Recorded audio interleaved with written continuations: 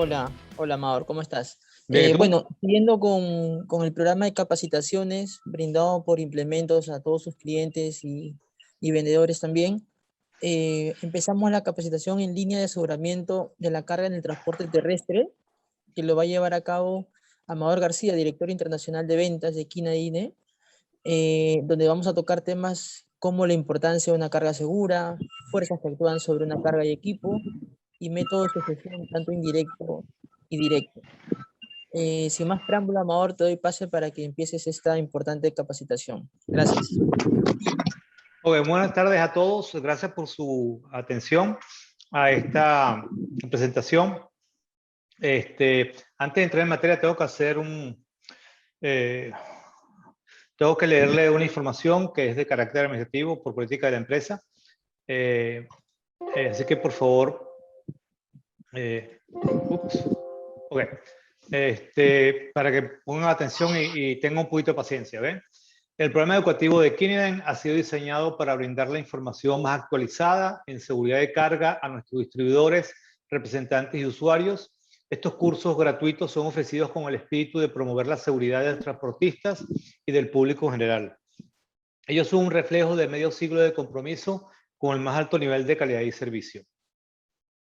La información y materiales suministrados como parte de esta presentación de Kineden tienen solamente carácter informativo. Kineden no está familiarizado con los procedimientos operativos y o necesidades de sujeción de carga de los asistentes a esta presentación. En función de lo anterior, los materiales e instrucciones provistos en esta sesión de entrenamiento no están moldeados a las necesidades específicas de los participantes en esta presentación. Kineden no asume ninguna responsabilidad legal por la información y materiales proveídos, ni por la forma en la cual la información o materiales es proveída o por la forma en la cual la información es aplicada o usada posteriormente a esta sesión. Bajo ninguna circunstancia, Kineden es responsable por daño punitivo de cualquier índole, sea actual, indirecto especial, consecuencial o incidental, incluyendo, pero no limitado a cualquier daño por lesión personal, pérdida de uso, de ingresos o beneficios, de inventarios o cargos por uso, costos de capital o reclamos de clientes incurridos por los asistentes a esta presentación o cualquier tercera persona. Cumplir con las buenas prácticas de seguridad es responsabilidad del dueño y usuario y su personal operativo, quienes no tienen envolvimiento directo o control sobre el uso, operación o aplicación de los elementos de seguridad de carga por parte del dueño o usuario. Es responsabilidad del dueño o usuario establecer programas para entrenar y designar operadores y para entrenar y designar personal de inspección y mantenimiento en concordancia con los estándares, regulaciones y leyes aplicables. Y el objetivo de este programa es el promover la seguridad y educación de los trabajadores, así como una mejor comprensión de las normas de seguridad de carga. Y cuando hago mención normas de seguridad de carga, me refiero a las que están en rigor en Norteamérica, incluyendo Canadá, Estados Unidos y México. Entonces, vamos a entrar de lleno en materia. Vamos a ver por qué es tan importante el aseguramiento de la carga. Para ello hay un video que bajé del Departamento de Transporte de España, donde habla tanto de la importancia de sujeción de carga en los equipos comerciales, así como el manejo adecuado de dichos vehículos comerciales, lo cual brinda una panorámica bastante completa de por qué la seguridad cuando maneja un equipo comercial es en materia de todos. Tu profesionalidad es seguridad para todos. ¿Se escucha? ¿Podrías confirmar si escuchan? No se escucha todavía muy bien. Las consecuencias de un accidente Ahora sí. Okay. Ahora sí. Cuando están implicados una furgoneta o un camión, porque si hay un sitio donde de verdad el tamaño sí importa, es en la carretera. Resulta evidente que cuanto mayor es el vehículo, más víctimas y daños pueden producir. Solo en 2012 se produjeron más de 11.000 accidentes con víctimas en los que estuvieron implicados camiones o furgonetas. Y es que conducir una furgoneta o camión no es igual que conducir un turismo. El comportamiento dinámico es diferente, sobre todo cuando van cargados. En una furgoneta o camión, al tener mayor altura, el centro de gravedad es más alto, lo que la hace más inestable y sensible a vientos o movimientos laterales. Por eso, una velocidad inadecuada puede provocar fácilmente un accidente por salida de vía o vuelco, especialmente al tomar una curva, ya que la fuerza centrífuga tiene tendencia a desplazar la carga hacia el exterior. Esta tendencia aumenta cuanto más cerrada es la curva, mayor la masa de la carga y superior la velocidad. La mayor masa de una furgoneta hace que debamos ampliar la distancia de seguridad para poder detenerla a tiempo ante cualquier imprevisto. Además, el acondicionamiento de la carga es fundamental. Debe estar sujeta de forma que no pueda arrastrar o desplazarse de manera peligrosa y poner en riesgo la estabilidad del vehículo al hacer variar su centro de gravedad. Lo más adecuado es distribuir la carga uniformemente sobre la superficie de la base para así bajar el centro de gravedad y colocar los objetos de mayor peso sobre la plataforma inferior, es decir, entre los dos ejes. Igualmente deberá sujetarse con los dispositivos de amarre adecuados al peso y tamaño de la carga. Es importante recordar también que un objeto único y pesado no debe colocarse nunca en la parte posterior ni a un lado. Así evitaremos desplazamientos de la carga en caso de frenazos, volantazos o accidente. Recordemos que cualquier objeto suelto, por inofensivo que parezca, puede convertirse en un proyectil como consecuencia de la inercia. Algunos ejemplos: si un vehículo circula a 50 km/h serían: una caja de 20 kilos se convierte en una masa de 640 kilos, similar a un toro. Una sandía de 5 kilos multiplica por 30 su peso. Y una brocha de 400 gramos te golpea como un mazo de 13 kilos. Igualmente, la atención a la carretera es clave, especialmente al maniobrar para esquivar un obstáculo o durante el recorrido de una curva.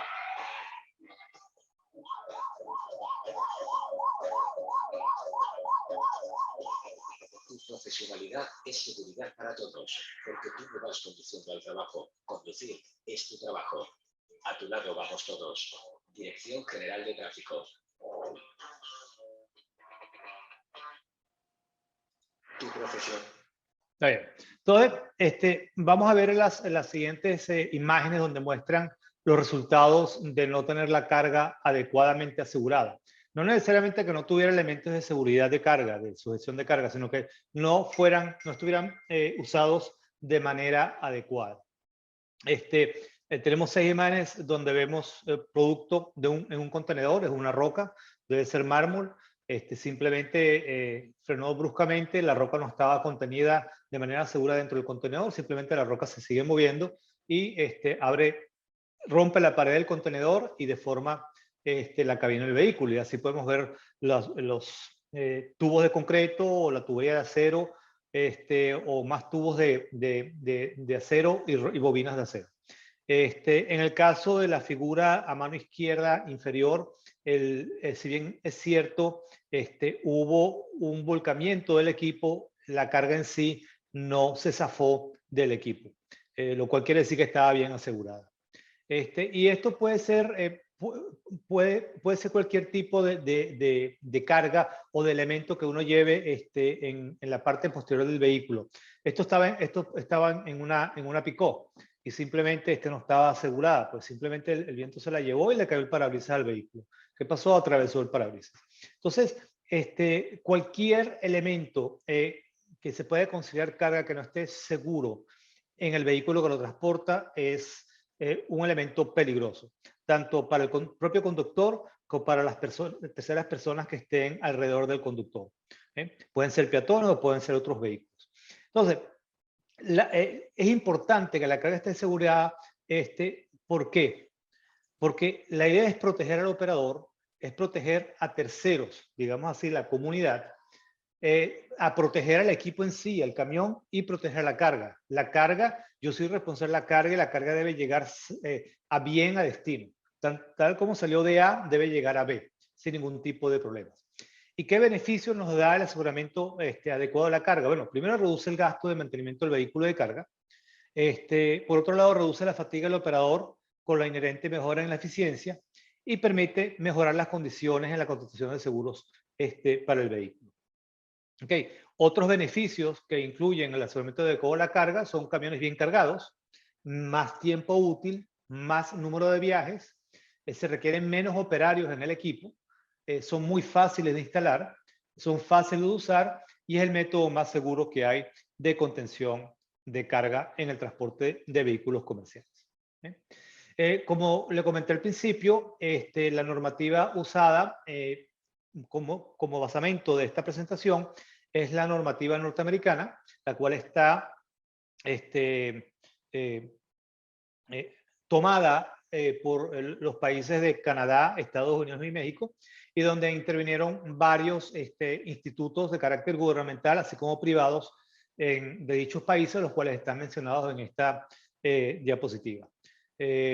Algunos de ellos importantes para que tengan una idea, por ejemplo, la FMCSA es como sería el Ministerio de Transporte de Perú. O sea, Secretaría de Comunicaciones y Transportes, si ese es el nombre que tiene en Perú, como en el caso de México. ¿Y dónde aplica esta normativa? Pues estas regulaciones y estas normas aplican realmente a todo tipo de vehículo comercial. O sea, desde las furgonetas pequeñas tipo Sprinter hasta los camiones clase 8, donde manejamos carga de hasta 30.000 kilos. Teóricamente debería ser 25.000 kilos, pero hay países donde exceden un poco eso. Entonces, estamos hablando desde clase 1 hasta clase 8. Todos están bajo esta normativa. La norma establece una serie de disposiciones de carácter general, donde me indica cómo debe estar la carga, o sea, qué es lo que debe pasar con la carga dentro de un vehículo comercial. Y lo importante es que la carga debe ser contenida o sujeta de tal manera que no se fugue, que no pueda fugarse, derramarse, volarse, caerse, desprenderse o soltarse el vehículo. Debe estar contenida en el vehículo de alguna manera. Tampoco puede oscilar o desplazarse dentro del vehículo. O sea, no se puede mover tampoco cuando está dentro del vehículo. ¿Por qué? Porque esto puede afectar la estabilidad del vehículo, o sea, la maniobrabilidad del vehículo, pudiendo generar accidentes en la carretera. O sea, choques contra otros vehículos porque el chofer pierde el control del vehículo. Lo anterior deberá cumplirse tanto durante situaciones de operación normal de vehículo como durante situaciones de emergencia. Por otro lado, la norma tiene unos criterios de desempeño para los sistemas de seguridad que se utilicen. Y esos criterios de desempeño van en función de fuerzas que actúan sobre la carga cuando el vehículo está en movimiento y que cambian durante diferentes tipos de maniobra. En pocas palabras, el sistema de sujeción de carga deberá soportar las fuerzas que resulten de someter el vehículo por separado a cada uno de los niveles de aceleración y desaceleración que se muestran a continuación. Cuando el camión, el equipo comercial frena, no voy a mencionar el camión, el equipo comercial de cualquier tamaño frena, la carga quiere seguir hacia adelante, por lo tanto se mueve hacia la parte delantera, se va a seguir moviendo la parte delantera si no está asegurada el vehículo. Y eso lo hace con una aceleración que equivale a 80% de su peso. Cuando el camión frena, ¿verdad? La carga quiere como irse hacia atrás y lo hace con una desaceleración que equivale a la mitad del peso de la carga. Cuando el camión toma una curva, o sea que gira a la derecha o gira para la izquierda, aplica lo mismo. En este caso hay una aceleración que equivale al 50% del peso de la carga. Y cuando el vehículo pasa sobre un bache o un lomo o un policía acostado, no sé cómo le dicen a Perú, esos elementos que ponen en las vías para que los vehículos reduzcan la velocidad, si no es muy difícil manejar sobre esos elementos. Hay una aceleración hacia arriba, es como si la carga brincara realmente. En este caso, ustedes ven la letra G. La letra G es la aceleración de la gravedad y equivale en términos físicos a 9.81 metros por segundo cuadrado. Y generalmente cuando yo hablo de un 1G, cuando hablo de 0.8G, equivaldría a decir a 0.8 veces el peso de la carga o 0.8 veces la gravedad, porque la velocidad de aceleración va en función también del peso de la carga.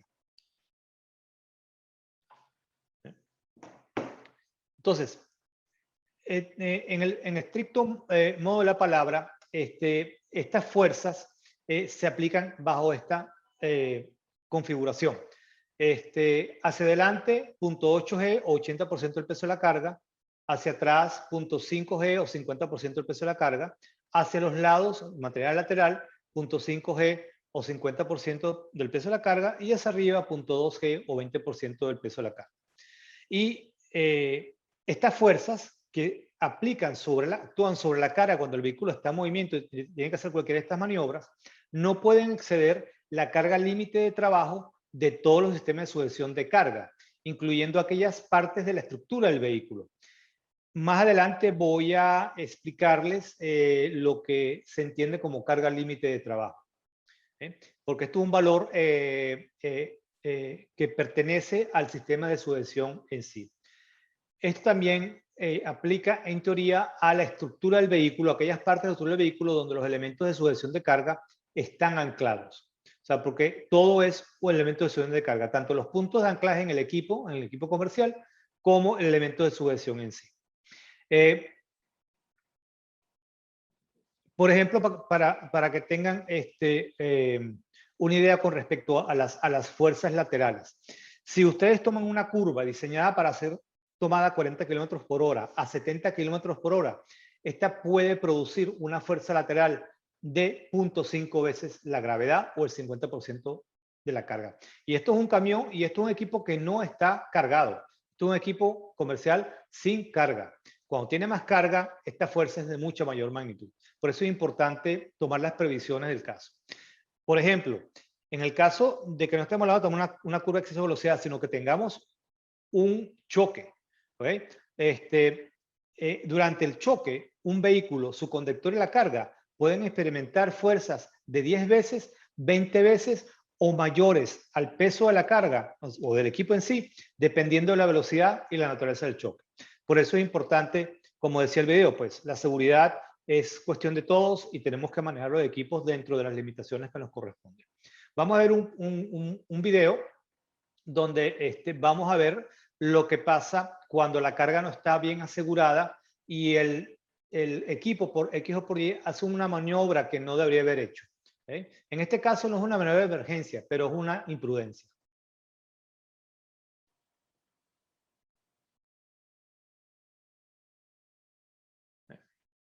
Entonces, está claro, como esta carga estaba sujeta, entre comillas, encima de este camión, no era la forma más adecuada. O sea, primero, no está unificada, que luego voy a hablar un poco de este concepto.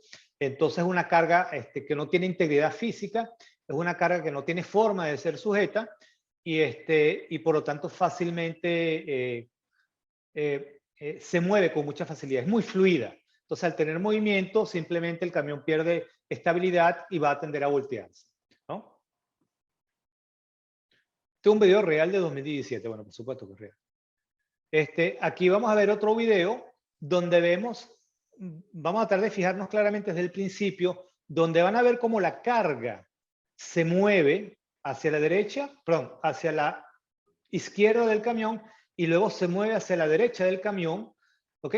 Son tuberías, son tubos, y luego este movimiento cuando se mueve hacia la derecha del camión hace que el equipo tienda a voltearse hacia la derecha y luego regana control al final. Es muy interesante lo que pasa acá, pero esto puede haber creado un accidente muy serio en la carretera.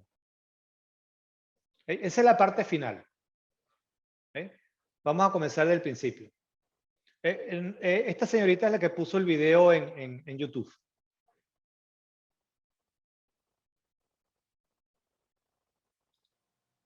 A ver si puedo regresar el video otra vez. En este momento la carga se va a empezar a mover hacia este lado. O sea, no es estable, no es una carga estable. Entonces el vehículo va a perder maniobrabilidad, va a perder la estabilidad. Primero se mueve hacia la derecha, hacia la derecha de la pantalla, indudablemente, y luego hacia la izquierda de la pantalla. Voy a ponerlo otra vez.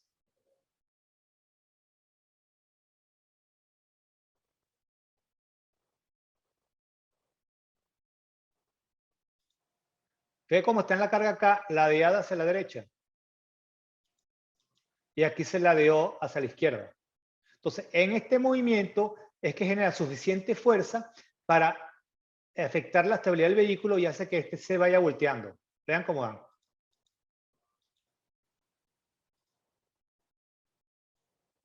Y ahí está el punto de no retorno. Y luego no entiendo por qué, claro que entiendo por qué, el camión soltó los tubos, ¿Ok? Los tubos se zafaron y la plataforma regresó a su posición original. Vamos a ver qué pasa cuando la carga no está bien sujeta, inclusive cuando vamos a velocidades relativamente bajas, como 35 kilómetros por hora. Sin embargo, esto es una carga muy pesada. Fíjense en lo que pasa en este caso.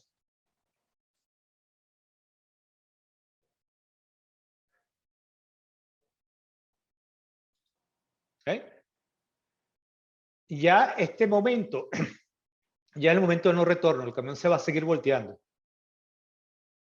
Y esto es una prueba que estaban realizando. No se esperaban este problema. Voy a ponerlo otra vez. Lo voy a poner en secciones. ¿Okay? Ahí todo va bien, pero si ven, se van viendo la carga como que se está moviendo hacia este lado. Es una carga muy pesada porque son bobinas de acero. Y aquí ya la carga de atrás jala completamente la plataforma. Si hubiera bajado la velocidad y hubiera sido derecho, no hubiera pasado más nada, pero siguió tomando la curva. Él no se dio cuenta y simplemente todo se volteó. Y vamos a ver ahora otro ejemplo de también con bobinas de acero, pero en este caso no es que estén colocadas en la posición como vimos anteriormente, con el ojo hacia arriba de posición vertical, sino que están con el ojo en posición horizontal, donde si no están bien estabilizadas y aseguradas, ruedan fácilmente.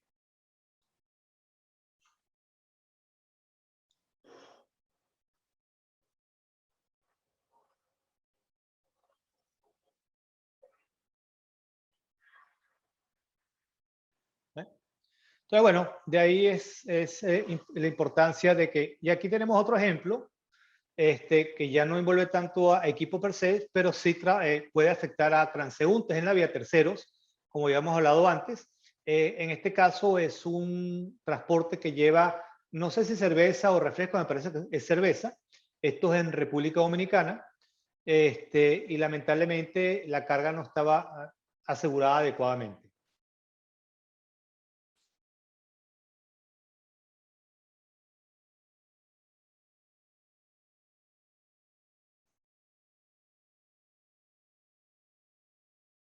Al amigo, gracias a Dios, no le pasó nada. Lástima de la cerveza que se derramó. Y aquí tenemos otro ejemplo de no solamente la carga afecta la estabilidad del vehículo, sino también la forma como yo conduzco el vehículo en condiciones adversas ambientales. En este caso tenemos fuertes vientos laterales.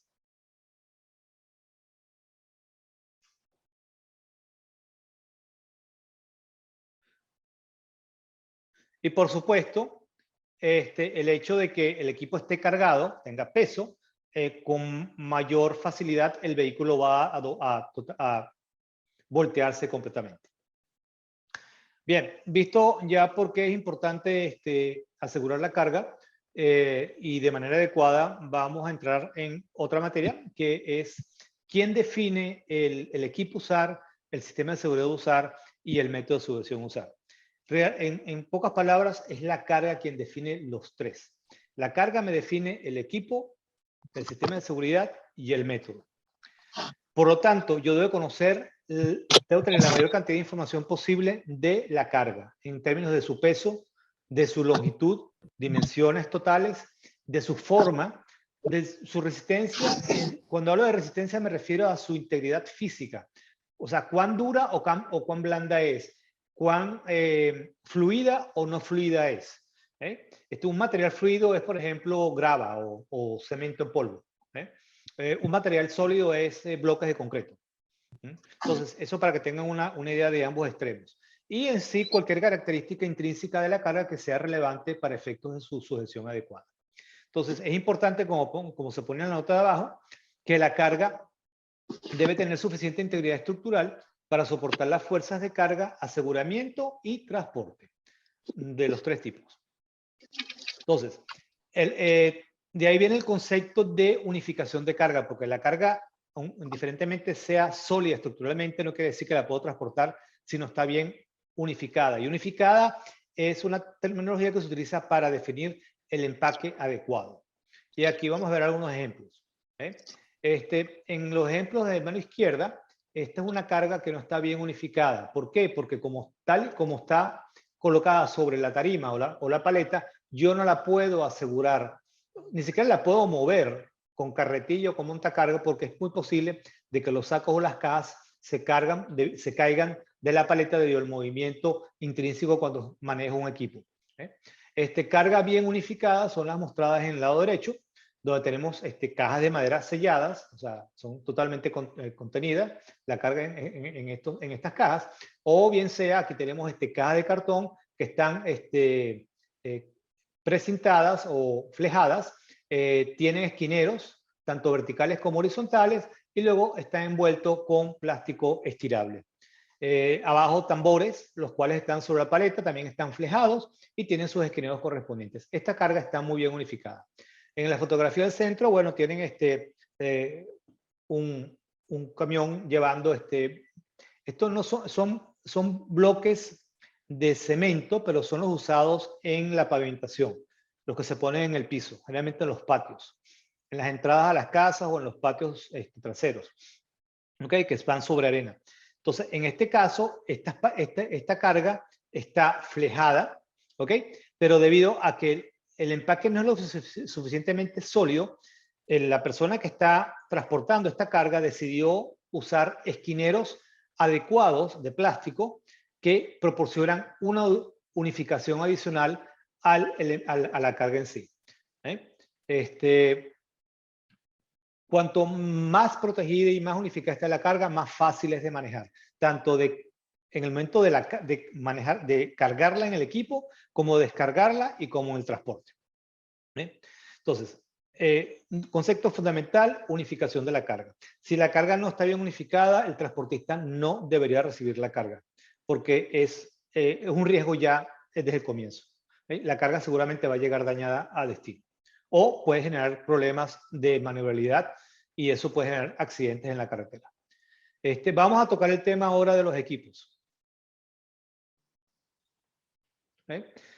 Hay cualquier cantidad de equipos, pero no todos los equipos se pueden ser usados para el mismo tipo de carga, o para cualquier carga. O sea, hay equipos especiales, como vemos en la figura aquí. Déjame ver si pongo poner el láser. Ok. Como en este caso, en la imagen derecha inferior, esto es un transporte diseñado exclusivamente para el transporte de troncos, troncos de madera. Este equipo en la parte izquierda inferior está diseñado, es una cama baja, se puede llamar cama baja, y está diseñado para transportar maquinaria pesada, fundamentalmente, como tractores, orugas, caterpillars, palas excavadoras, etcétera, etcétera. De ahí que tenga estos elementos adicionales para que el equipo pueda subir hacia la plataforma. Luego tenemos lo que es la plataforma en sí, que es para transporte de carga general, y tenemos los equipos cerrados, que en sí son para el manejo de carga seca o carga refrigerada.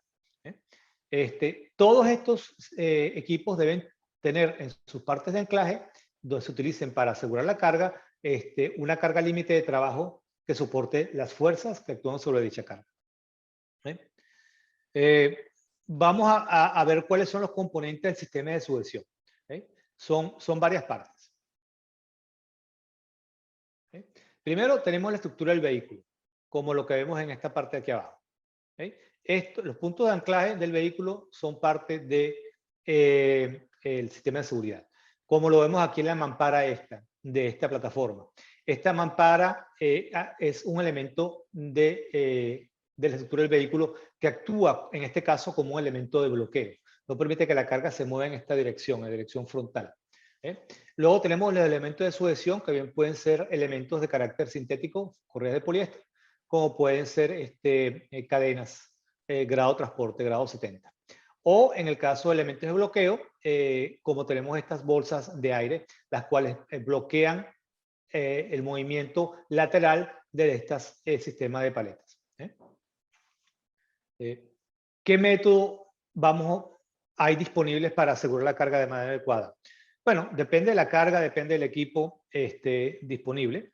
Hay tres métodos. Primero, la carga, el método inmovilizado, es el primero donde no hay ningún movimiento. Este es el que se utiliza Un ejemplo típico es el portacontenedores, el cual tiene unos candados en los extremos. Una vez que el contenedor se apoya sobre el portacontenedor, los candados son activados y el contenedor pasa a formar parte del equipo. Es como si fuera una sola unidad. Está el método de sujeción, que puede ser de carácter indirecto, que se muestra con las correas rojas, o puede ser el método directo, que es el que se muestra con lo que simula cadenas. Y luego tenemos la carga contenida, en la cual la carga está totalmente contenida y solamente hay un movimiento donde hay espacio disponible en el equipo. En este caso no hay ningún espacio disponible en la parte inferior, o sea, ni en la parte frontal, ni en la parte trasera, ni en la parte lateral, más hay espacio libre en la parte superior. O sea que si este camión pasa por un bache o un lomo o un policía acostado, esta carga va a brincar, indudablemente, si el equipo va a una velocidad que no sea adecuada. Bajar esto de acá. Ok. Entonces, el método y el equipo usado, vimos los equipos, no el método, debe cumplir con los estándares y regulaciones aplicables que puedan existir. En caso de no haberlas, deberán considerar las responsabilidades civiles y mercantiles que hayan al lugar en el área, en la región, en el país, en la ciudad, en donde se esté transportando la carga. Hay algunos comentarios adicionales o, digamos así, indicaciones con respecto a cómo colocar la carga en el equipo, que es parte del método de sujeción de carga. ¿Cómo hago para minimizar esto? Ok, perfecto. Entonces, no puedo colocar la carga en el equipo de cualquier manera, ¿no? La carga tiene que estar colocada de manera adecuada para que ésta pueda ser sujeta, pueda ser asegurada al equipo. En el caso superior derecho tenemos dos paletas de cualquier carga, de cualquier mercancía. En el primer caso arriba, estas paletas están colocadas sobre la plataforma, pero están separadas una de la otra y no hay más nada en el centro. Si esto se deja así, y yo sujeto esta carga así, porque la puedo sujetar de manera, cuando el camión está parado, o sea, está estático, yo la puedo sujetar. Cuando este camión comienza a circular, comienza a rodar, va a haber vibración en la plataforma por producto del movimiento sobre la carretera, y esta vibración va a hacer que esta carga va a empezar a moverse lateralmente, cada una se va a tratar de juntar con la otra. Y la razón de esto es porque yo tengo mi sistema de sujeción que está asegurando esta carga, está aplicando una fuerza vertical hacia abajo, como vamos a ver más adelante, un sentido inferior, y esto va a hacer que las cargas, que la carga que estoy sujetando, tiendan a moverse una hacia la otra. Por eso es que la forma correcta de colocar esta carga es una en contacto con la otra. Una vez que tengo esto, estas dos cargas están en contacto, no pueden moverse lateralmente y mi sistema de sujeción va a mantenerse sin ninguna modificación. Por ejemplo, los artículos de carga colocados uno al lado del otro, ya asegurados con sistema de sujeción de forma transversal, deben estar en contacto directo o estar bloqueados para prevenir el desplazamiento del uno contra el otro. Si yo tengo que colocarlas así porque sí, entonces yo debo colocar en este espacio un elemento de bloqueo que evite ese movimiento lateral, ¿no? Hay otros artículos de carga como las bobinas de acero que tienden a rodar, o tienen la tendencia a rodar. Para yo poder asegurarlas, yo tengo que estabilizarlas. ¿Y cómo lo hago? O las levanto del piso, como se ve en esta figura, o las acuño. Una vez que yo haya realizado esta operación, yo las puedo asegurar de manera adecuada al equipo, ¿no? Vamos a entrar entonces, siguiendo con el método de sujeción, vamos a ver, a determinar, o sea, cómo se determina mi número de sistemas de sujeción requeridos para una aseguración adecuada de la carga. Esto está en función de la normativa y lo que está establecido aquí es basado en las condiciones mínimas requeridas. Y la norma siempre se basa en que el vehículo va en carretera asfaltada, que las condiciones ambientales son buenas, que la velocidad de manejo está dentro de los límites permisibles y que el conductor es un profesional y sabe cómo conducir un camión cargado. Si cualquiera de estas condiciones no están presentes, entonces se van a requerir más elementos de sujeción a los que están establecidos aquí en la explicación. Y eso va en función de la experiencia propia del transportista o de la empresa de transporte.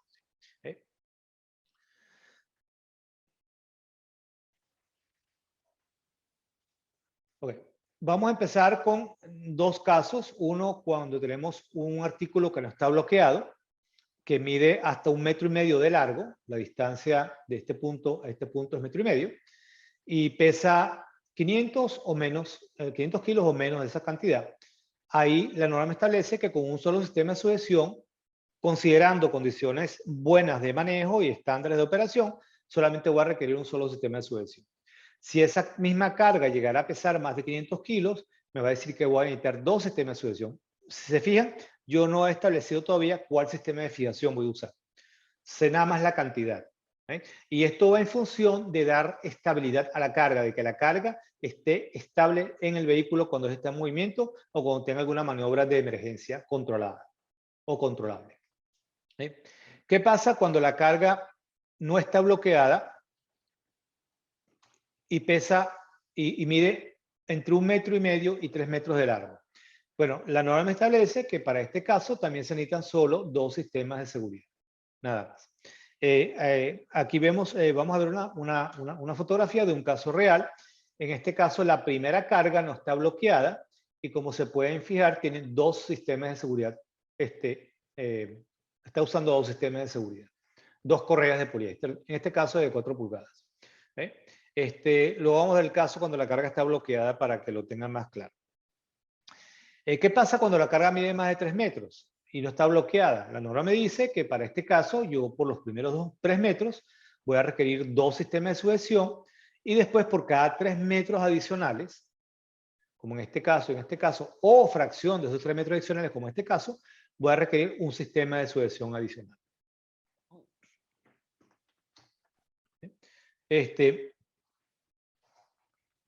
Entonces, la norma establece que paquetes con un largo de 10 pies, 3.04 metros, de 2 sistemas de sujeción en los primeros 10 pies y cuando no están bloqueados. Como vemos acá. Entonces, después los segundos van bloqueados, simplemente voy a necesitar un solo sistema de sujeción. ¿Qué pasa cuando la carga está bloqueada? Bien sea por el equipo o bien sea por otra carga. En el caso de que la carga mida hasta 3 metros de largo, solamente voy a necesitar un solo sistema de sujeción.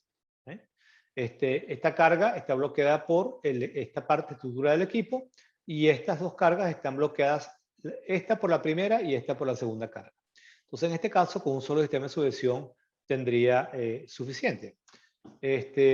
Como es el caso de este ejemplo nuevamente. Okay, la primera no está bloqueada, necesito 2, pero ya los siguientes están bloqueados, por lo tanto con uno tengo para ello.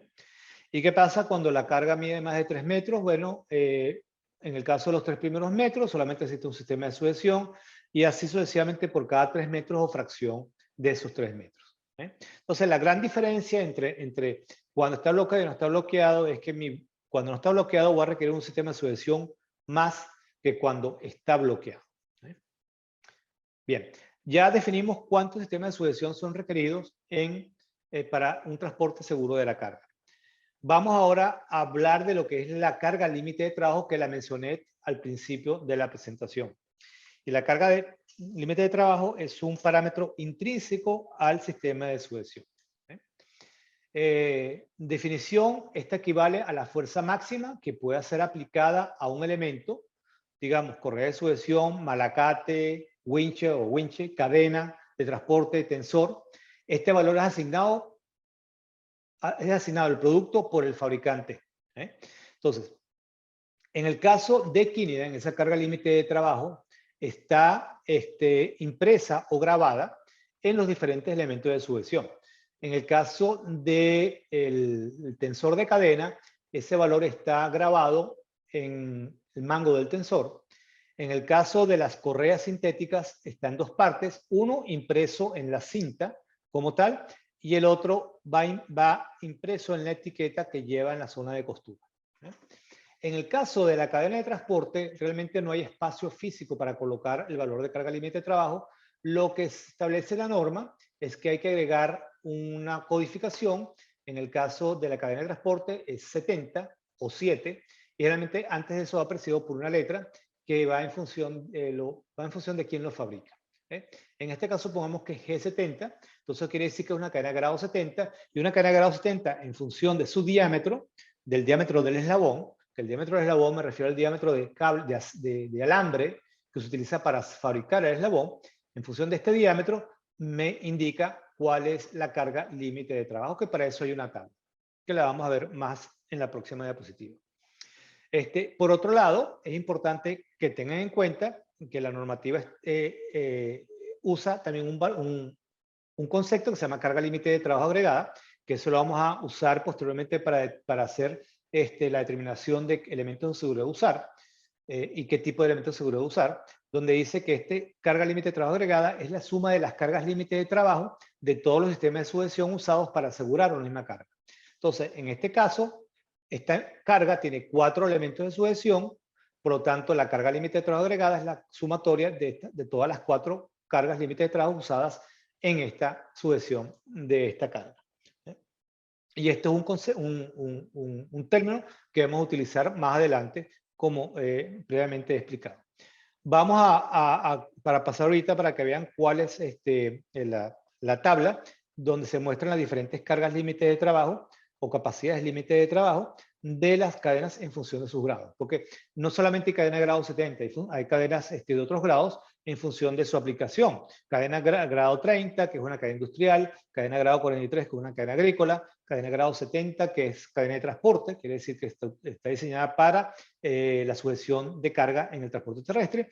Y luego tenemos cadena grado 80 y grado 100, que es la que se utiliza en la elevación o izaje de carga, en operaciones de izaje, operaciones de elevación. Todas ellas tienen una metalúrgica diferente, todas ellas se comportan de manera diferente y todas tienen unas propiedades mecánicas diferentes. Entonces, usar una cadena de un grado que no corresponde a la aplicación que toca podría involucrar riesgos importantes. En este caso, vamos a enfocarnos en el grado 70, donde hablamos carga límite de trabajo. En el caso de la cadena de 3 octavos, que es la de mayor, que más se utiliza, dice que la carga límite de trabajo es de 6.600 libras. Esto equivale a unos 3.000 kilos. En el caso de la cadena de media pulgada, que también tiene cierta utilización, en el caso de Perú, esa carga límite de trabajo pasa a 11.300 libras, que serían unos 5.140 kilos. Entonces, bueno, esta tabla es importante que la tengan porque lamentablemente en la cadena no está grabada la carga límite de trabajo, sino, si se fijan acá, dice G70 en este eslabón. Y aquí también dice G70. Eso quiere decir que es una cadena de grado 70. Ahora bien, esta carga límite de trabajo, ¿de dónde viene? O sea, ¿cómo el fabricante define la carga límite de trabajo?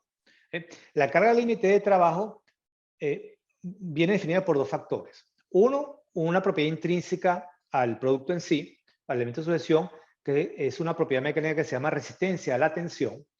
Y lo otro es un factor de seguridad, el cual es establecido por quien establece los estándares de los elementos de sujeción de carga. En el caso de Estados Unidos, la organización que establece los estándares para la fabricación de los sistemas de seguridad de carga es la WSTDA. Entonces,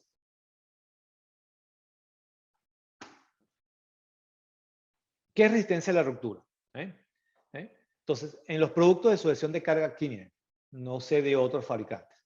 En las bandas de poliéster, ¿verdad? Es 3 veces la carga límite de trabajo. Esto quiere decir que el factor de seguridad es de 3:1. Si mi resistencia a la ruptura o a la tensión, como se llama propiamente, es de 1.000 kilos, de 900 kilos, mi carga límite de trabajo es de 300 kilos. O sea, es 1/3 de ese valor. Y ese factor de seguridad lo define el estándar.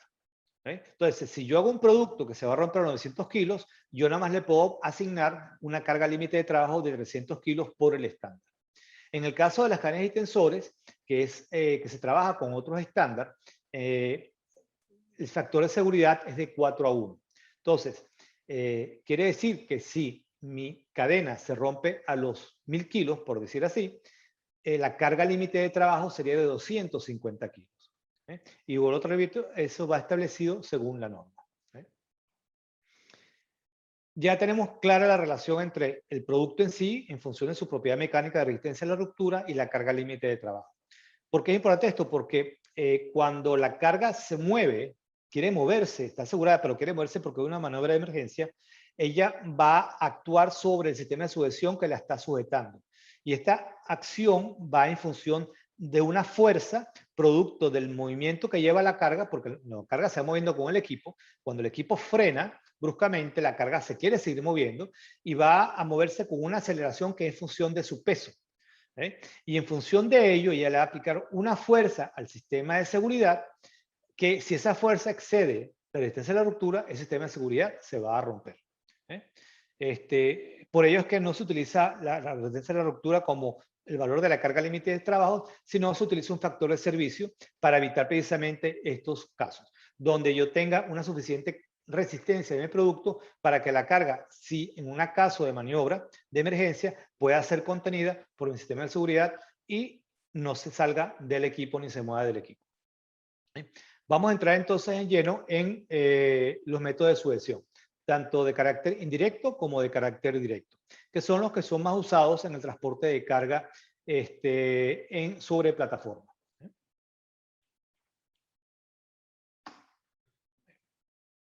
Aquí tenemos un ejemplo de un sistema de sujeción indirecto, donde tenemos claramente de que el elemento de sujeción va anclado en un lado del equipo, pasa por encima, en este caso, por encima de la carga, y luego va anclado al otro lado del vehículo. En otras palabras, los sistemas de sujeción indirecta dependen mucho, o sea, dependen fundamentalmente de la fricción y el ángulo de amarre, y deben estar tensados para registrar el momento de la carga.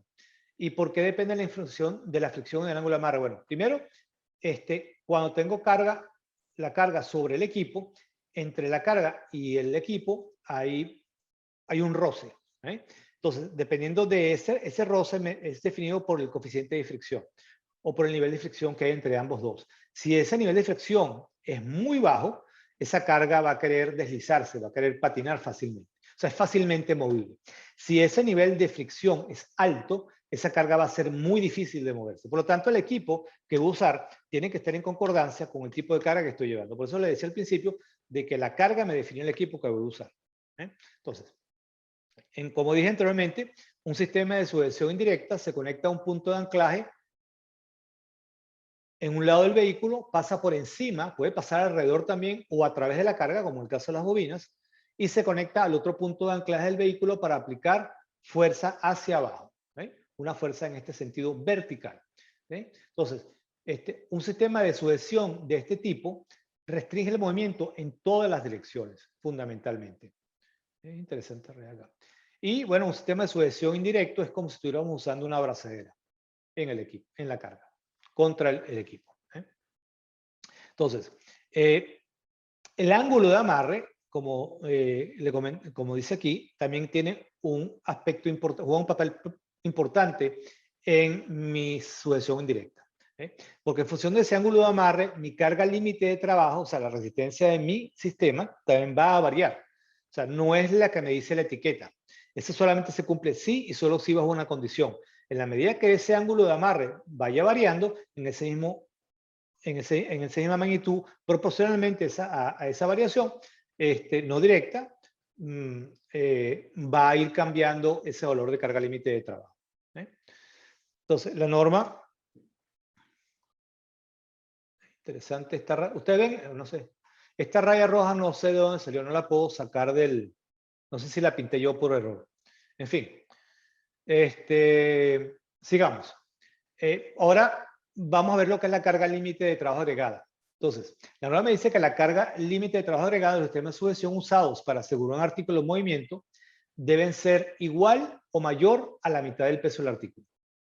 Eso me lo establece la norma. O sea que si la carga que estoy transportando pesa 2.000 kilos, ¿verdad? La carga límite de trabajo de los sistemas de sujeción que voy a usar para sujetar esa carga debe ser mayor o igual a 1.000 kilos.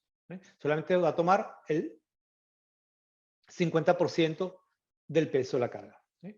Y en el caso del sistema de sujeción indirecto, me dice que la carga límite de trabajo agregada es la suma del 100% de la carga límite de trabajo de cada sistema de sujeción que va desde el punto de anclaje en el vehículo, pasa a través, sobre o alrededor del artículo y se ancla al otro lado del opuesto del vehículo. Por ejemplo, en este caso, vamos por encima de la carga. En este caso, atravesamos la carga. Pero siempre vamos de un extremo del vehículo al otro extremo del vehículo. Y consideramos el 100% del valor que indica la carga. Aquí esto es lo que establece la norma. Aquí todavía no hemos visto las consideraciones de ángulo de sujeción, que es lo que vamos a tocar en la siguiente diapositiva. Entonces, en el caso de sujeción indirecta, el ángulo de amarre tiene un impacto importante. En el caso de que estemos hablando del ángulo de 90 grados, que es el que se muestra en la primera imagen, ¿veis? Este ángulo es 90 grados, este ángulo de acá.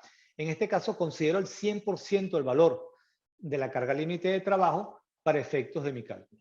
En esa medida en que el ángulo va cambiando 60 grados es 85%, cuando es de 45 grados es de 70%, así sucesivamente. La norma me establece que mi sistema de sujeción no puede tener un ángulo de sujeción menor a 30 grados. Menor de 30 grados la carga ya es totalmente inestable y puede moverse del vehículo. Aquí tienen unos diferentes ejemplos de diferentes ángulos de amarre según diferentes tipos de carga, donde vemos realmente cómo se comporta pues esto, ¿no? ¿Qué pasa cuando el ángulo de amarre, o sea, cuando mi carga es tan baja, ¿okay?, que mi ángulo de amarre es menor a 30 grados? Yo tengo que llevarlo mínimo a 30 grados. Bueno, yo tengo que agregarle elementos llamados así, elementos de bloqueo, que utilicen de bloqueo, pero que me pueden elevar el ángulo de sujeción, tal como se muestra en esta diapositiva. Realmente el ángulo de sujeción directa nunca debe ser menor a 45 grados. O sea, 30 grados es el extremo. Entonces, ¿cómo hago yo? Bueno, en el caso de esta carga que tengo acá, que está montada sobre una paleta, yo simplemente le coloco otra paleta encima a la carga y simplemente con esto yo puedo aumentar el ángulo de sujeción. La idea es tratar de subir este ángulo de sujeción. Entonces, agregando bloqueo por encima, por debajo o entre la carga, se puede aumentar el ángulo y la fuerza del sistema de sujeción indirecto, en pocas palabras. Toqué el tema de fricción antes. Vamos a tocar un poco ligeramente el tema de fricción. Es un tópico bastante complejo, pero la idea es tratar de darle una explicación lo más sencilla posible. Un momentico.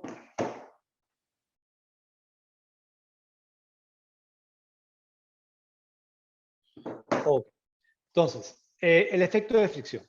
Entonces, la fricción es una fuerza que es opuesta al movimiento. Si yo quiero mover la carga, como muestra la figura acá, hacia esta dirección, hacia el lado, no sé cómo lo ven ustedes, si derecho o izquierdo, o sea, en esta dirección, simplemente la fricción que hay entre este elemento y el piso me va a actuar en manera opuesta. Entonces, mientras más es alto el coeficiente de fricción, mayor fuerza tengo que aplicarle a esa carga para que pueda moverla. Por eso es importante que haya una buena fricción entre la carga y el piso del equipo. Olvídense de estos valores acá, estos son cuestiones físicas que no vamos a entrar en detalle en este momento. Entonces, voy a leerlo y luego lo voy a tratar de explicar, que es fricción entre la carga y la plataforma del vehículo. La fuerza de fricción o rozamiento es la fuerza que se opone al movimiento de un cuerpo, ya sea que este se encuentre estático o en movimiento. Indiferentemente si mi carga, cuando tengo mi carga estática, tiene un coeficiente de fricción. Una vez que yo quiero mover esa carga y la empiezo a mover, ¿verdad? Yo la puedo seguir moviendo, pero indiferentemente sigue habiendo un coeficiente de fricción, que ya no es el estático, sino es el dinámico. Y ese coeficiente de fricción es menor. ¿Qué quiere decir esto? Una vez que yo venza el coeficiente de fricción estático, que es cuando la carga está quieta, y la empiezo a mover, es cuando pasa una maniobra de emergencia que no hay suficiente fricción o no hay una suficiente retención, esa carga, a pesar de que hay fricción, se va a seguir moviendo. ¿Por qué? Porque el coeficiente de fricción ya es menor en estado de movimiento. Entonces, a lo mejor la fuerza que está aplicando sobre esa carga es suficiente para mantener la carga de movimiento indiferentemente que haya fricción o no haya fricción. Esta fuerza es muy importante para mantener una carga en su lugar. Sin embargo, la fricción previene el movimiento de la carga hasta cierto nivel. Deslizar un objeto sobre una superficie plana requiere aplicar una cierta cantidad de fuerza que vence la fuerza de fricción. Entonces, las leyes básicas de la fricción son dos. La primera dice que la fuerza de resistencia que supone el movimiento de un cuerpo es ocasionada por la fricción y esta es proporcional al peso del cuerpo y al área de contacto de ambas fricciones. Entonces, cuanto más pesada es la carga, mayor fuerza tengo que aplicar para que esta pueda ser movida. Segundo, la fuerza de resistencia que se pone en el movimiento de dos cuerpos es ocasionada por la fricción entre ambos cuerpos y esta depende de la rugosidad de las superficies de dichos cuerpos. Si yo tengo una panela de hielo sobre una superficie de vidrio, esa panela de hielo o hielo va a deslizarse fácilmente sobre la superficie. El coeficiente de fricción es prácticamente nulo. Es lo que pasa cuando estás patinando sobre hielo. Tienes patines de hielo, tienes las hojillas de acero. Con el hielo, el coeficiente de fricción es extremadamente bajo, por lo tanto es fácil deslizarse, se requiere muy poco esfuerzo para moverse. En el caso de que la fricción sea alta, como es en el caso de, por ejemplo, mis zapatos de seguridad que tienen suela de caucho, ¿ok? Contra el piso de concreto, el coeficiente de fricción entre el caucho y el concreto es muy alto, por lo tanto es muy fácil que me deslice, por lo tanto, por eso se hacen los zapatos de seguridad de esa manera, para que precisamente no pueda resbalarme cuando voy caminando sobre una superficie de concreto. Entonces, esos son los conceptos de lo que es el coeficiente de fricción o la fricción. Voy a mostrarle un video para que vean el efecto de lo que es la fricción, cuando no hay suficiente fricción entre la carga y la superficie.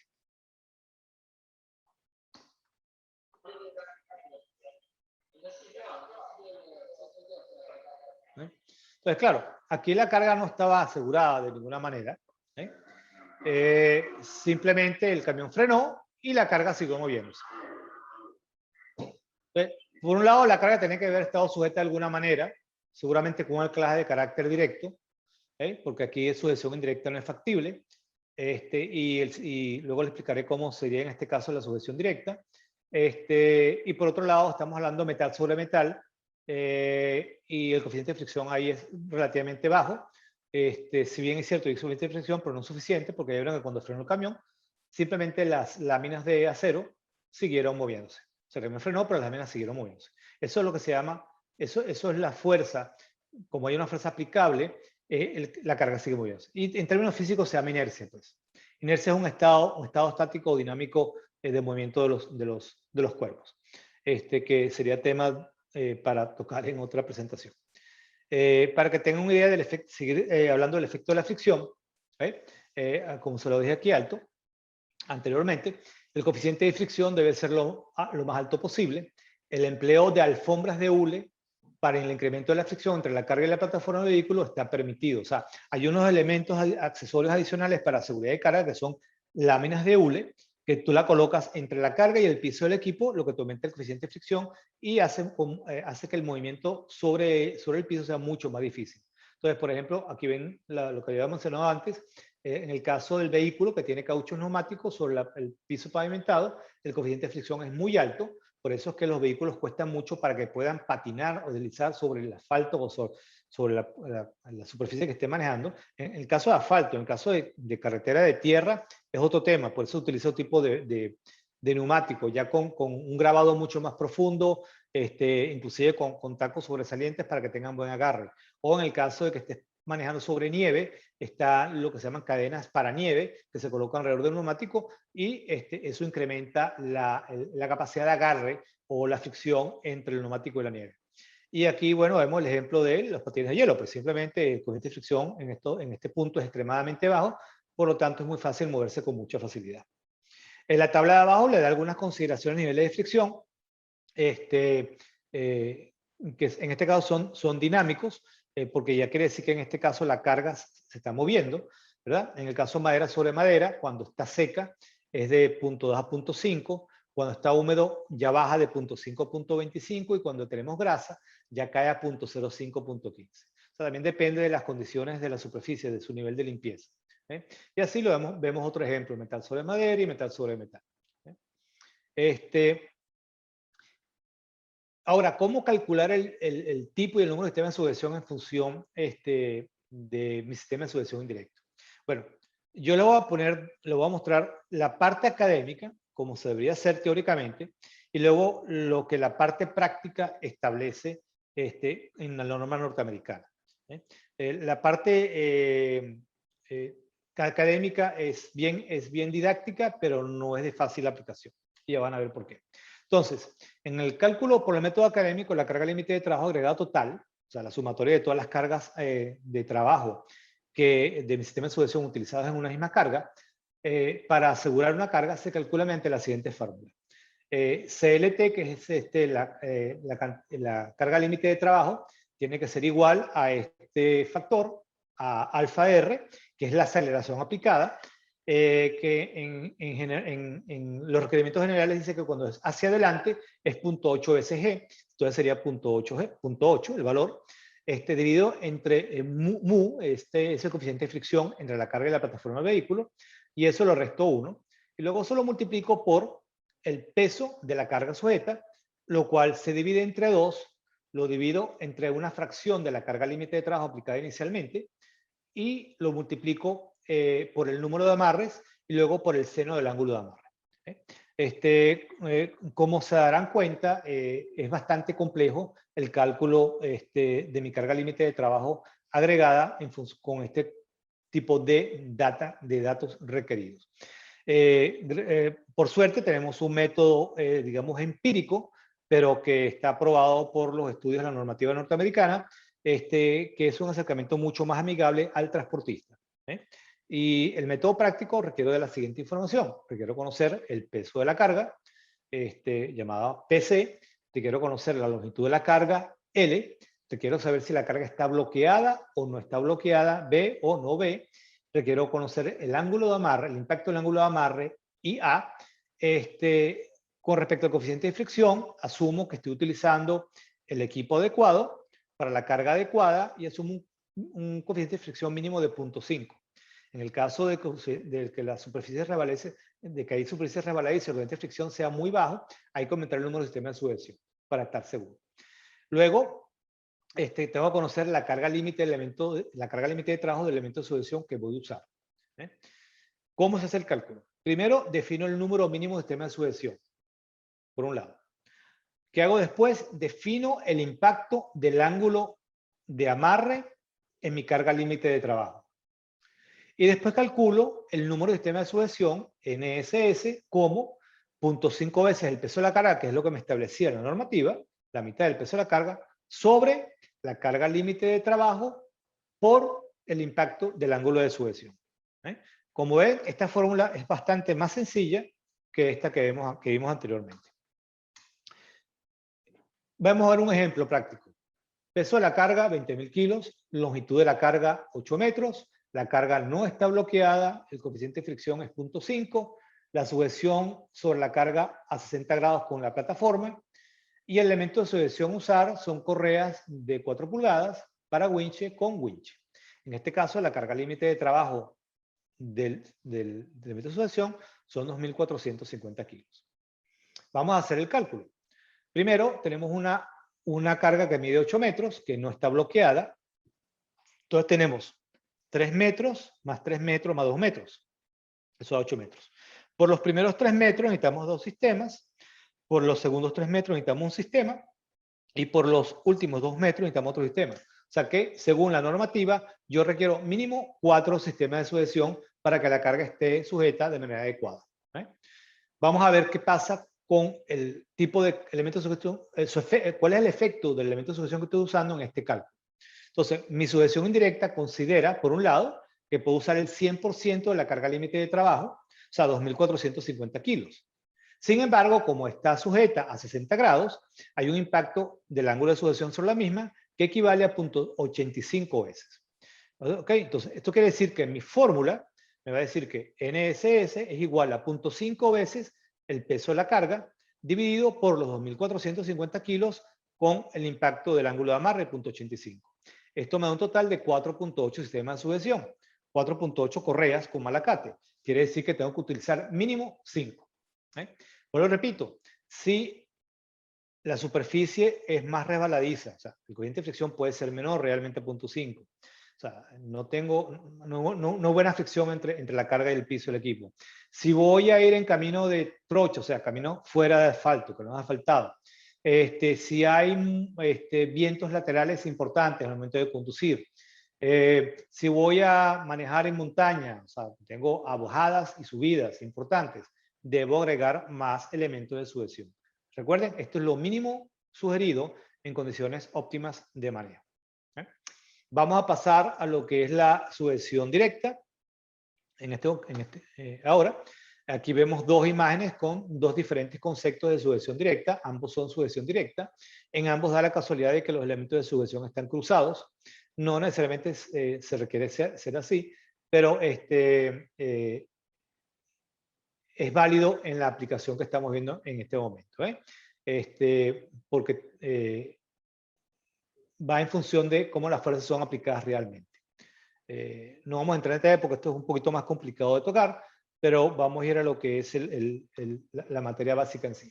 Entonces, la norma me decía otra vez, al principio, me decía que la carga límite de trabajo agregada de los sistemas de sujeción usados para asegurar un artículo contra su movimiento debe ser igual o mayor a la mitad del peso del artículo. Sin embargo, si la carga tiene ruedas no bloqueadas, hay que asumir el 100% de la misma. O sea, en este caso ya no es 50%, sino es el 100% de la misma. Carga límite de trabajo agregada, en el caso de sujeción directa, es solamente el 50% de la carga límite de trabajo de cada sistema de sujeción que va desde el punto de anclaje en el vehículo hasta el punto de anclaje en la carga. O sea, que va desde el punto de anclaje del vehículo hasta el punto de anclaje de la carga. Y solamente voy a tomar la mitad del valor de la carga límite de trabajo, que es a diferente del sistema de sujeción indirecto, que era el 100%. Y si no puedo llevarlo de un extremo del equipo a la carga directamente, sino que tengo que hacer este amarre, ¿se acuerdan en el caso de las láminas de acero que se resbalaron en la plataforma y destruyeron la cabina del camión? Bueno, esta es la forma de sujetar esa carga, es una sujeción directa, donde yo anclo un extremo de mi elemento de sujeción a un lado del vehículo, la paso por debajo o la puedo pasar por encima, la abrazo, o sea, le doy vuelta y me regreso por encima de la carga o por debajo de la carga al mismo lado del vehículo donde partió inicialmente. Esto es una sujeción directa. Sujeción directa, sujeción directa, sujeción directa. Y en este caso lo mismo, la mitad de la carga límite de trabajo de cada sistema de sujeción que va desde el punto de anclaje del vehículo pasa sobre, a través o alrededor del artículo y es luego anclado al mismo lado del vehículo. En este caso, en el caso de sujeción directa, también hay un impacto del ángulo de sujeción. Sin embargo, es al contrario de lo que pasa en la sujeción indirecta. En este caso, el 100% de mi efectividad se hace cuando mi ángulo es de 0 grados. Y en la medida en que ese ángulo vaya aumentando en ese mismo nivel, va disminuyendo el efecto del ángulo de sujeción. Entonces, lo importante es que el ángulo no debe ser nunca menor a 25 grados, según normativa. Con eso obtengo un rendimiento que es mayor o igual al 90%, lo cual es lo mínimo aceptable en la medida que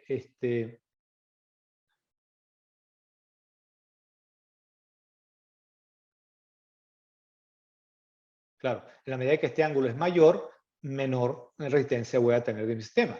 Entonces, a mayor el ángulo, menor resistencia y permite más movimiento de la carga. Entonces, Entonces, ángulos son menores cuando los sistemas son cruzados. O sea, si yo puedo, cuando yo tengo un ángulo que es menor a 25 grados, yo puedo cruzar los elementos de amarre para que estos, o sea, cuando el ángulo es mayor, yo puedo cruzar los sistemas de agarre para poder llegar al menos a tener valores bajos de ángulo de amarre. En este caso, en esta fotografía, eso no fue viable, pero sin embargo el ángulo de amarre es 45, debe ser unos 45 grados, lo que me da una efectividad de un 70%, lo que es aceptable. Lo que voy a querer que es, lo que dice es que voy a necesitar más número de sistemas de sujeción, todo. Entonces, en este caso no hay un método académico, sino es un método práctico, donde para ello voy a requerir conocer el peso de la carga. Necesito saber si tiene ruedas o con ruedas, si están bloqueadas o libres.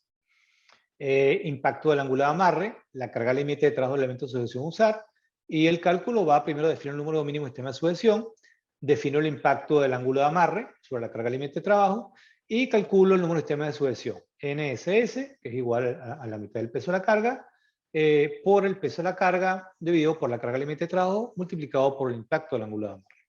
Vamos a ver un ejemplo. Tenemos una carga que pesa 10.000 kilos con ruedas bloqueadas, sujeción cruzada a 45 grados, como vemos acá en esta imagen. El elemento de sujeción usar es cadena grado 70 de 3 octavos más tensor, lo cual tiene una carga límite de trabajo de 3.000 kilos. Cálculo. La sujeción directa considera solamente el 50% de la carga límite de trabajo, o sea, 1.500 kilos. El efecto del grado de sujeción y a 45 grados es 0.7. Quiere decir que el número de sistema de sujeción a usar es igual a 0.5 veces el peso de la carga dividido por 1.500 kilos multiplicado por 0.7. 4.8, 5. Entonces, en este caso, tengo 5 sistemas de sujeción. Ahora, la pregunta es, ¿cómo los coloco? Bueno, yo sé que puedo colocar 2 atrás, en 45 grados como tenemos 2 en la parte delantera a 45 grados. ¿Dónde coloco el quinto?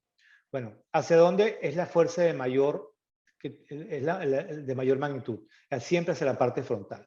Por lo tanto, la ideal sería colocarlo en la parte trasera, en esta posición, para precisamente compensar esta mayor fuerza de empuje cuando la carga está en movimiento. Hay algunos ejemplos de asegurando la carga,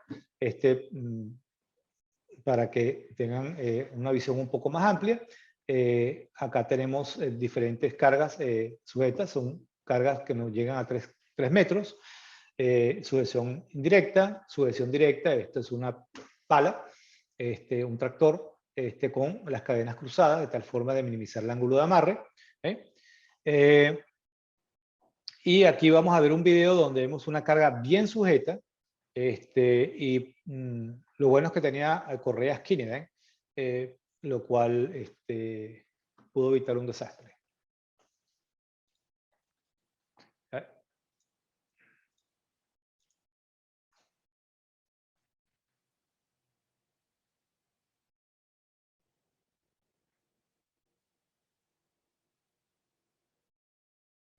En este caso, el camión llegó a voltearse porque no pasó el punto de no retorno, pero la carga se mantuvo encima de la plataforma. Nunca se salió de la plataforma, por lo tanto no hubo accidente. Pero fue una maniobra torpe del conductor.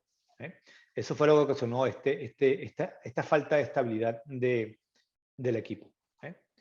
Entonces, consejos que utilizamos para los elementos de sujeción. Esta es la parte que toca a lo que es la inspección o cuando ver que un sistema de sujeción es adecuado o no es adecuado para ser usado. Todos los elementos de sujeción tienen que ser inspeccionados antes de su uso. Todo el tiempo. Antes, cada vez que se vayan a usar, tienen que ser inspeccionados. Y estos elementos, sistemas de sujeción, deben estar siempre protegidos. Deben cuidarse. Sobre todo cuando yo voy a usarlo sobre carga que es cortante o carga que es abrasiva. Cuando los elementos de sujeción presentan cortaduras, desgaste, daños, quiebres, rasguras, estos no deberían ser usados, deberían ser reemplazados inmediatamente. Todos los componentes incluidos. De hecho, los elementos de sujeción no tienen reparación, pues. O sea, si la correa se rompe, tú no la puedes volver a coser. Lamentablemente es una propiedad intrínseca al conjunto en sí de sujeción. Y bueno, como dije antes, todos los ensambles de banda deben ser inspeccionados antes de su uso, y eso aplica también a las cadenas de transporte y a los tensores. Y no solamente los ensambles en banda, en los ensambles hay que inspeccionar la parte metálica y la parte no metálica. Y una parte importante como consejo es que el uso, hay mucha gente que cuando está utilizando ratchets o tratando de tensar una correa con ratchet, una correa con winche, o tensar una cadena, utilizan barras extensoras para aumentar la fuerza de tensión. Esto es peligroso y esto no es recomendado de ninguna manera por los fabricantes del sistema de sujeción, porque estos pueden generar lesiones personales bastante serias tanto a la persona que está tensionando la carga como a las personas que están cercanas a la operación del proceso de carga. Entonces, bueno, vamos a ver algunos ejemplos de lo que son bandas dañadas. Por ejemplo, estos son, claro, son casos extremos, indudablemente, o sea, pero son ejemplos para que tengan una idea de lo que, del efecto ácido, del calor, cuando es cortada, cuando es un corte por daño, un corte y daño por tensión. Una vez que está cortada, ya se va, es fácil que por aplicar tensión a la correa, ella se vaya abriendo más y más. Abrasión, esto es más que todo por desgaste contra la carga. Cuando hay corte superficial, cuando estamos asegurando carga que puede ser cortante. Cuando tienen huecos, que esto se produce por pinchazo, porque a lo mejor la carga tiene elementos punzantes. Rotura por tensión quiere decir que excedí la capacidad de tensión de la correa, y esto quiere decir que utilicé elementos que aumentan la capacidad de tensión de mis elementos. Y la otra importante es, bueno, cuando la impresión en la etiqueta en la correa no es legible, también debe ser sacada de circulación. Entonces, todos estos son ejemplos de criterios que uno debe considerar para remover un elemento de sujeción del sistema. La normativa establece unos criterios cuando tiene cortaduras a todo lo largo de la correa o tiene perforaciones, y esta va en función del tamaño de estos cortes o perforaciones, y en función del ancho de la correa se decide cuándo sacarla y cuándo no sacarla. Por ejemplo, para que tengamos una idea, la norma dice que si el sistema de sujeción tiene corte, quemaduras o agujeros a través de la banda, según el total mostrado en la tabla de clasificación de defectos, el sistema de sujeción debe ser removido en el servicio. El primer caso, 1A, tenemos una banda de 4 pulgadas y tiene dos cortes laterales, ¿verdad? De un lado nada más, tiene dos cortes de un lado, donde son cada uno de media pulgada. Entonces, cuando el corte es del mismo lado, estos cortes no se suman, el total defectuoso es media pulgada, nada más. En el caso 1B, cortes en lados opuestos se suman. En este caso tenemos un corte acá de media pulgada, tenemos este lado de media pulgada, aunque aquí tengamos solamente son dos, el total del corte es 1 pulgada.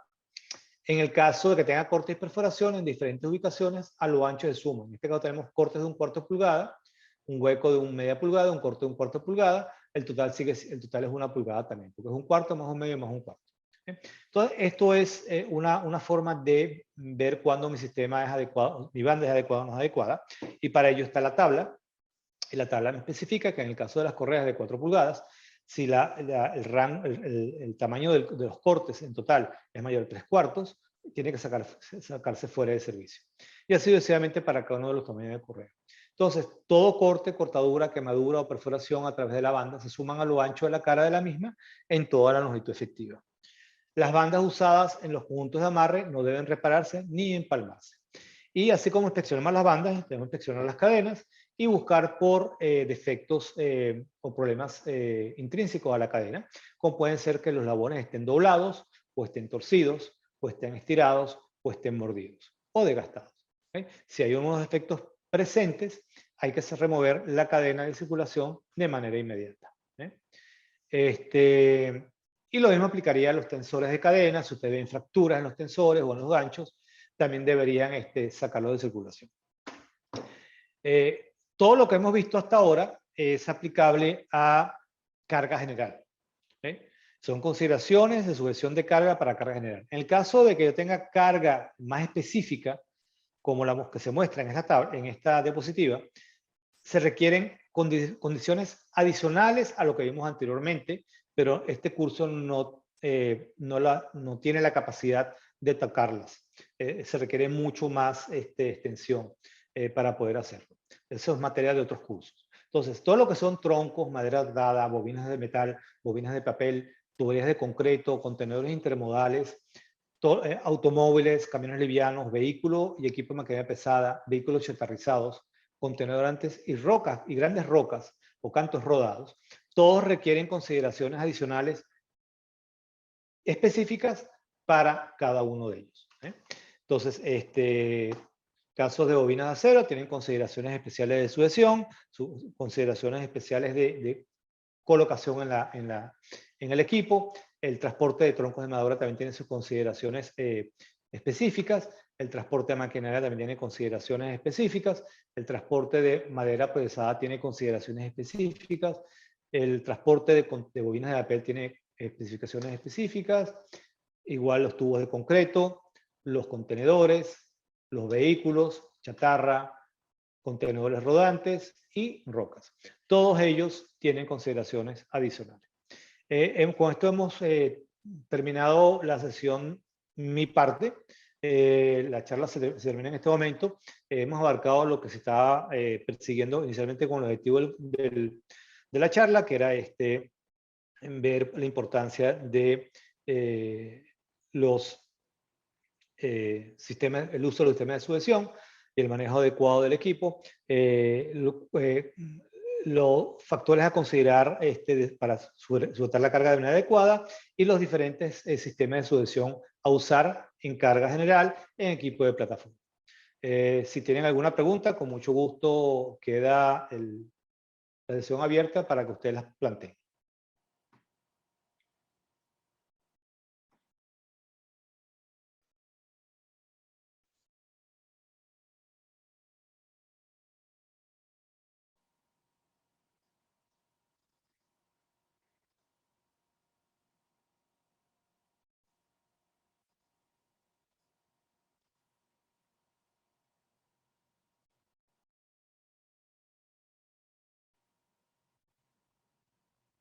Luis.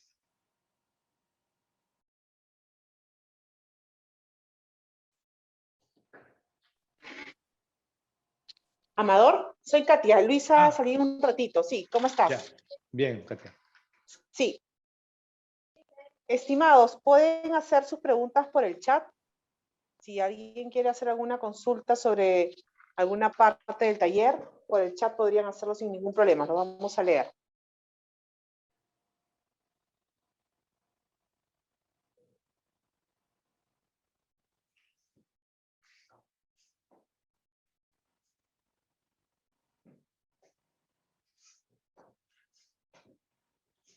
No, parece que todos quedaron, entendieron la presentación, no tienen preguntas, todo está claro. Al parecer sí, bueno, el señor Luis nos pide que las diapositivas las podamos compartir. De hecho, la capacitación está siendo grabada y en el correo de agradecimiento por la participación se adjunta el link también del video para que lo puedan volver a ver, así que no va a haber ningún problema. Perfecto. Bueno, quedo siempre a su orden y cualquier consulta que los participantes puedan tener más adelante, por favor, háganselo llegar a implementos y con mucho gusto le daremos respuesta a los mismos. Amador, muchas gracias por tu participación. Siempre es tan interesante los temas de almacenamiento de carga. Y a todos nuestros invitados también, mil gracias por haber participado y estén atentos a las próximas capacitaciones que vienen en el mes de agosto. Así es que muchas gracias a todos por su participación. Buenas tardes.